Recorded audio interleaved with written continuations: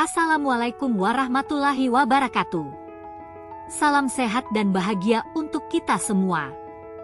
Perkenalkan, saya Purnamasari, mahasiswa S3 Manajemen Pendidikan Universitas Negeri Medan 2023. Kali ini saya akan mempresentasikan Critical Journal Review untuk mata kuliah Pengembangan Sistem Informasi dan Komunikasi Pendidikan yang diampuh oleh Bapak Dr. Muhammad Joharis Lubis, M.Pd. Selengkapnya, mari kita simak uraian berikut.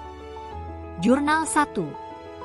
A Framework Development for the Adoption of Information and Communication Technology Web Technologies in Higher Education Systems. South African Journal of Information Management, 2019. Kenneth N. Ohey dan Ruilian Brink. Artikel ini menyelidiki pengembangan kerangka kerja untuk penerapan teknologi Web ICT dalam sistem pendidikan tinggi, KES, dan selanjutnya menyarankan kerangka kerja untuk penerapannya dengan tujuan meningkatkan cara penyampaian pendidikan dan meningkatkan proses bisnis. Latar belakang, penerapan teknologi informasi dan komunikasi, TIK, ke dalam sistem pendidikan telah menjadi yang terdepan dalam sektor pendidikan selama beberapa dekade. Integrasi teknologi Web 2.0 dan Web 3.0 secara progresif didorong di seluruh dunia di beberapa universitas untuk mendukung proses pengajaran dan pembelajaran dan untuk menawarkan siswa kemungkinan pengalaman belajar dan keterlibatan yang sesuai dengan kebutuhan digital mereka. Pendekatan metode campuran diterapkan dalam penelitian ini. Para peneliti melakukan 15 wawancara terpisah dengan para pendidik ditambah dengan kuesioner yang didistribusikan secara acak kepada mahasiswa di 3 universitas, Northwest University, NWU, Universitas Afrika Selatan, UNISA, dan Universitas Pretoria, AP. Temuan mengungkapkan bahwa alat-alat ini berguna dan akan mempunyai efek positif pada lingkungan pedagogi, meskipun ada tantangan yang mungkin dipertimbangkan selama penerapannya. Tantangan-tantangan ini berhubungan dengan faktor manusia, misalnya teknofobia dan kepercayaan budaya, masalah keamanan, misalnya privasi dan hak kekayaan intelektual, IPR, masalah etika dan hukum, infrastruktur TIK, misalnya implikasi biaya, risiko dan fasilitas pengajaran TIK, dan kerangka kebijakan universitas.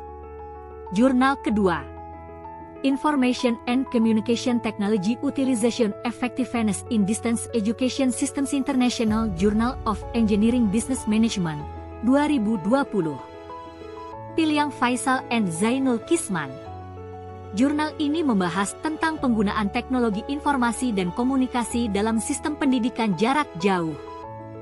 Penelitian dilakukan dengan menggunakan metode kuantitatif dan kualitatif, dengan populasi dan sampel yang terdiri dari 1 rektor, 2 wakil rektor, 80 dosen, 200 mahasiswa, dan 10 staf administrasi di Universitas Trilogi. Hasil penelitian menunjukkan bahwa penggunaan blended learning dalam sistem pendidikan jarak jauh di Universitas Trilogi dapat mempermudah, mempercepat, dan meningkatkan efisiensi interaksi antara akademisi dan mahasiswa dalam pembelajaran hukum cyber. Kesimpulan dari penelitian ini adalah bahwa penggunaan teknologi informasi dan komunikasi dalam sistem pendidikan jarak jauh dapat meningkatkan efektivitas pembelajaran. Kelebihan dari penelitian ini adalah penggunaan metode kuantitatif dan kualitatif yang komprehensif. Dengan menggunakan kedua metode ini, penelitian ini dapat memberikan gambaran yang lebih lengkap tentang penggunaan blended learning dalam sistem pendidikan jarak jauh di Universitas Trilogi. Adapun kekurangannya adalah populasi dan sampel yang terbatas hanya pada 1 universitas. Jurnal ketiga. Digital Transformation in German Higher Education, Student and Teacher Perceptions and Usage of Digital Media. International Journal of Educational Technology in Higher Education, 2018.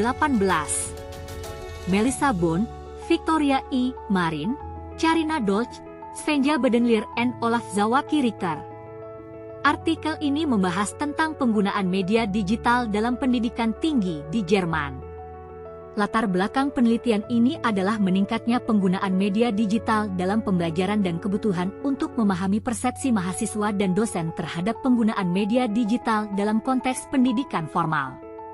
Metode penelitian yang digunakan adalah survei dengan menggunakan kuesioner yang dikirimkan secara online kepada mahasiswa dan dosen di 6 fakultas di Universitas Oldenburg.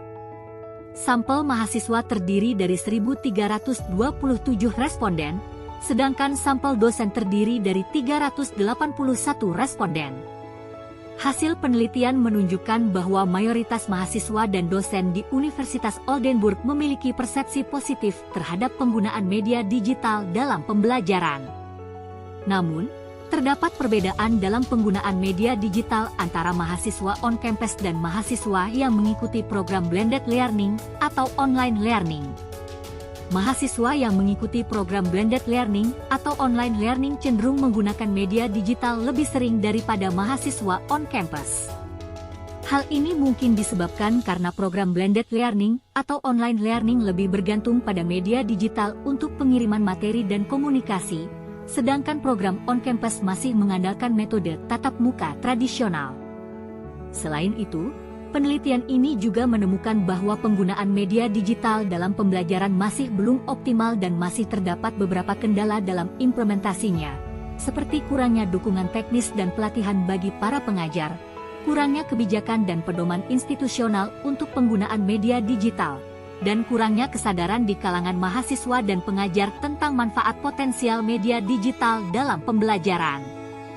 Kesimpulan dari penelitian ini adalah pentingnya mempertimbangkan penggunaan media digital dalam pembelajaran dan memahami persepsi mahasiswa dan dosen terhadap penggunaannya.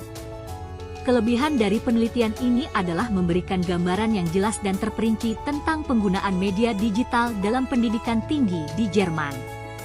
Artikel ini juga memberikan rekomendasi dan saran untuk meningkatkan penggunaan media digital dalam pendidikan tinggi di Jerman. Kekurangan penelitian ini adalah keterbatasan dalam melakukan analisis statistik karena penggunaan kuesioner yang berbeda dan periode waktu yang berbeda dalam pengambilan data. Selain itu, kuesioner yang digunakan hanya fokus pada penggunaan alat dan tidak membahas bagaimana alat tersebut digunakan, sehingga membatasi pemahaman tentang bagaimana teknologi pendidikan digunakan dalam konteks pendidikan formal. Sekian presentasi Critical Journal Review kali ini. Semoga memberikan informasi bermanfaat bagi pendengar sekalian. Wassalamualaikum warahmatullahi wabarakatuh. Salam sehat selalu.